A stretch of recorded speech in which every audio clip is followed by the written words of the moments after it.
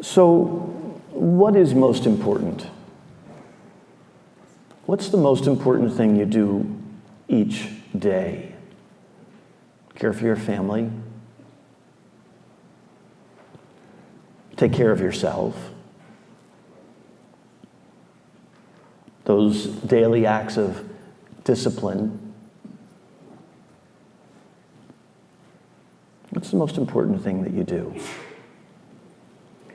What if the most important thing that you did each day was to live the gospel? Just to live the gospel. You don't have to be a priest. You don't have to be a nun. Just live what Jesus taught us to live, 100%.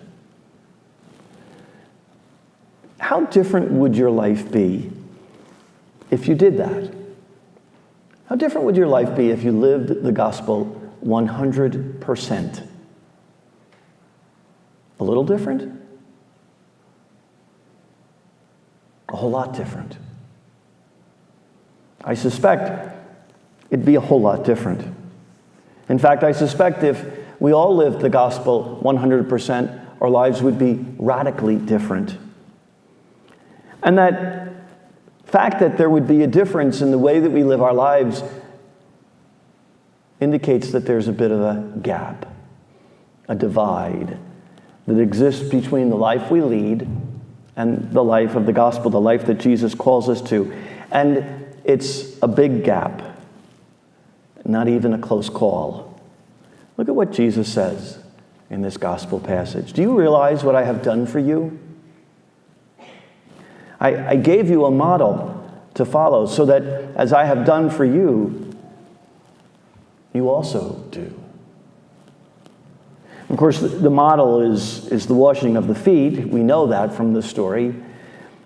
And of course, as I was reflecting on this, I was thinking kind of literally, in order to have your feet washed, you have to be barefoot.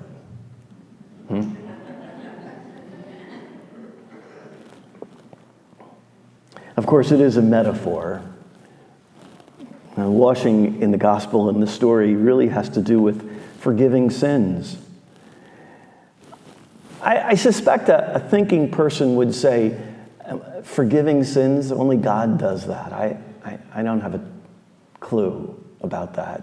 In fact, how do I even begin to forgive sins? How could I do the same?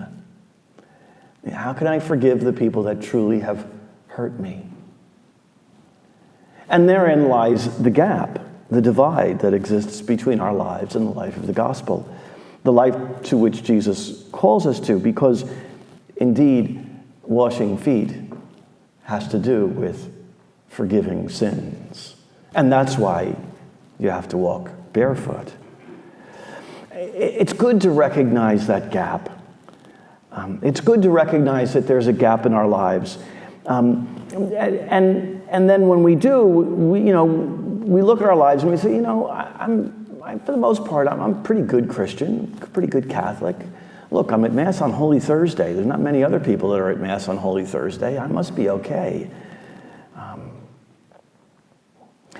But to whom or to what do we compare ourselves? To whom do you compare yourself?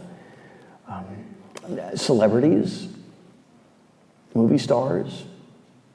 Because if we compare ourselves to those fellas, we probably could consider ourselves to be saints, right? Yeah, probably. Maybe you compare yourself to your neighbors. You know those neighbors, the ones that spend the weekend partying and keep you up late on Saturday night, right? You know those guys. And they, of course, since they partied all night, aren't getting up to go to church on Sunday morning. Those who are addicted to all kinds of immoral behavior. Again, by comparison, I suspect all of us are right up there with the saints in heaven already. But therein lies the problem. We're making comparisons. And the thing we have to keep in mind is that those comparisons that we make exist also in reverse. we compare ourselves to others, but we have to remember that others will compare themselves to us. Others will look at us. And when we call ourselves Christians, we forget that our neighbors see all of our shortcomings, and they can and do easily call us hypocrites.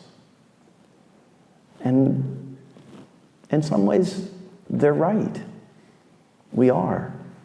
Because we don't really live the gospel 100%. We don't take off our shoes, do we? And when someone has taken off their shoes, we only begrudgingly wash their feet. Because deep down, we do recognize that we're weak and we're broken. We have biases and prejudices, that we're sinners. That being the case, you might think, well, I might as well just give up. I mean, you know, that self-loathing, I'm just such a terrible, woe is me, sinner.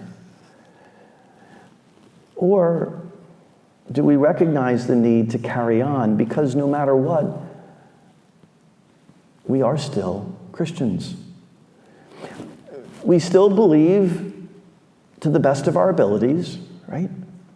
We follow Jesus because we recognize that being a disciple is not about being perfect. It's about being forgiven. And we recognize that Jesus does forgive us, and we strive to seek that forgiveness so that we can live in his love and act in his love and speak in his love, to live as Jesus lives. But that requires effort. What chance of winning would a sports team have if their coaches and players put no effort into practicing before the game? None, right? What possible chance do we have of living the life that Jesus calls us to, of closing that gap and living the gospel 100% if we put no effort into it?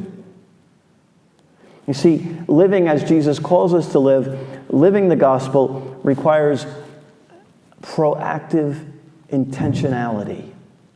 We have to do it intentionally, and we have to be active about doing. It doesn't just happen. It's a striving to be the best version of ourselves, the version of ourselves that God created us to be. And that requires effort. That does require a willingness to, well, walk barefoot and get your feet washed. I don't know about you, but as I reflect on this, closing the gap and living the gospel 100%, I think, why would I want to do this? Does that imply that there's something wrong with me? Why must I close this gap? What's the matter with my life the way it is? And if I were to even consider closing this gap, what must I do? How do I do that? I don't know what else I could possibly do to close that gap. What could you do? Well, you'll have to come back tomorrow afternoon at 3 o'clock and on the weekend as I continue this little series about what really is important.